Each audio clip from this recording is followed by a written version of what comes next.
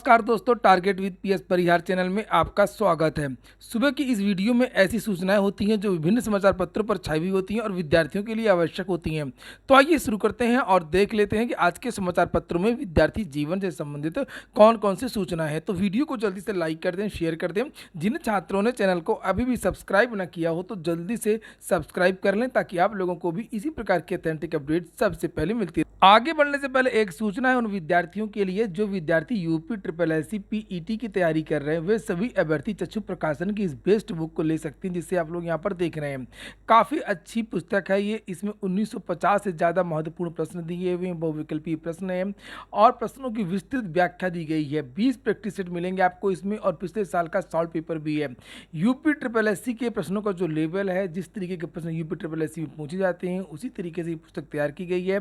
सभी कापी किताबों को दुकानों में चक्षु प्रकाशन की आपको ये पुस्तकें मिल जाएंगी और अगर आप लोग ऑनलाइन मंगवाना चाहते हैं तो उसकी लिंक भी मैंने डिस्क्रिप्शन बॉक्स में दे दी है, वहां पर जाकर के आप लोग ऑनलाइन भी मंगवा सकते हैं। चक्षु प्रकाशन की बहुत सारी पुस्तकें आती हैं, जैसे आप लोग यहाँ पर देख सकते हैं। केवल प्रैक्टिस बुक ही नहीं आती है, यहाँ पर संपूर्ण गाइड भी आती है जिससे आप लोग अपनी तैयारी पूरी कर सकते हैं। इसकी भी लिंक मैंने डिस्क्रिप्शन बॉक्स में दे दी है। चलिए शुरू करते हैं आज की सूचनाओं को और सबसे पहले हम लोग बात करेंगे माध्यमिक विद्यालयों में लिपिक भर्ती के विज्ञापन की, जिसके बारे में मेरे चैनल के माध्यम से लगातार अपडेट्स दी जाती रहती हैं। लिखा है एडेड कॉलेजों में लिपिक के 1621 पदों पर होगी भर्ती। जहां पर लगभग 4500 पदों पर भर्ती होनी थी, वहां पर केवल 1621 पदों पर भर्ती होगी। मैंने पहले भी बताया था कि बहुत सारे विद्यालय हैं जो अधियाचन नहीं भेज रहे हैं, पदों को रोक रहे हैं जहां पर उनके घर के लोग काम कर रहे हैं।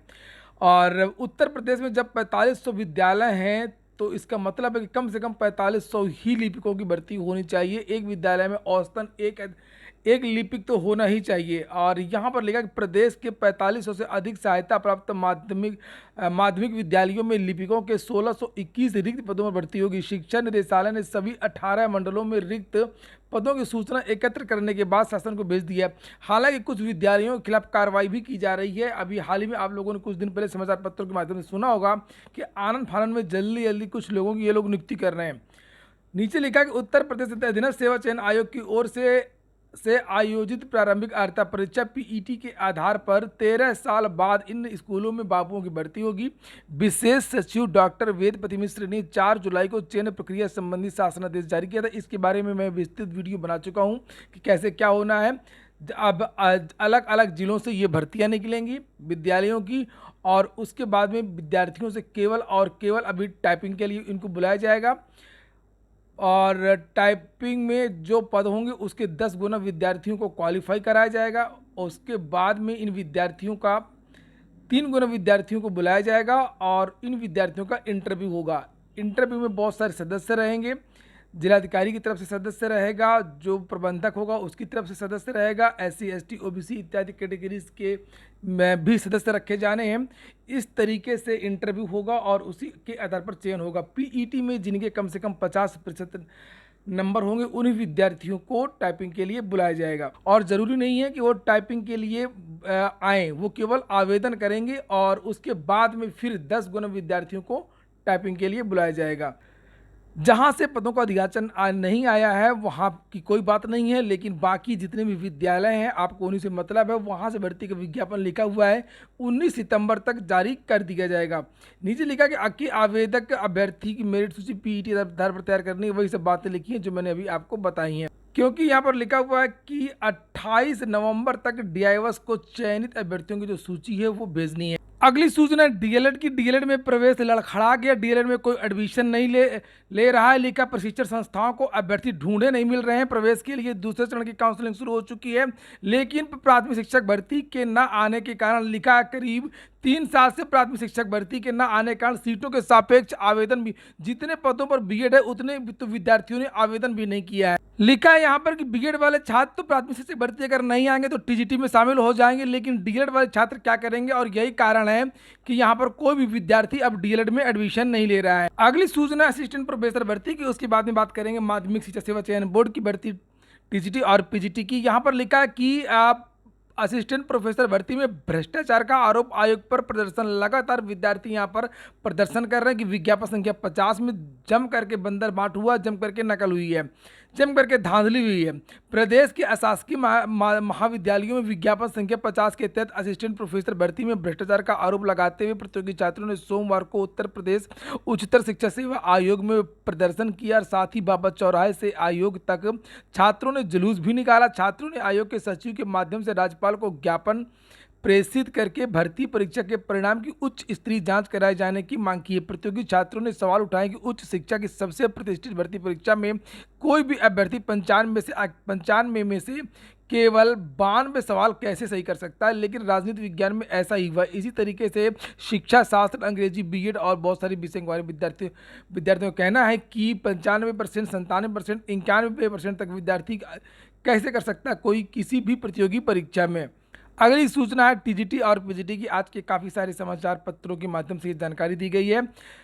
हाईकोर्ट ने कहा है कि 6 सप्ताह में पूरी करें माध्यमिक शिक्षा सेवा चयन बोर्ड के सदस्यों की नियुक्ति प्रक्रिया। ये देखिए लिखा हुआ है, इलाहाबाद हाईकोर्ट ने माध्यमिक शिक्षा सेवा चयन बोर्ड के सदस्यों की नियुक्ति प्रक्रिया मांगी गई समयावधि में पूरी करने को कहा है। कोर्ट ने कहा है कि जब तक सदस्यों की नियुक्ति नहीं हो जाती, अध्यक्ष ही बोर्ड का कार्य करते रहें और 4 हफ्ते में याची की प्रधानाचार्य पद से बर्खास्तगी अनुमोदन प्रस्ताव पर नियमानुसार निर्णय लें। तो असल में सदस्य नहीं है, ना तो परीक्षा हो सकती है, ना तो परिणाम, और ना ही जो अन्य कार्य होते हैं चयन बोर्ड के वो हो सकते हैं।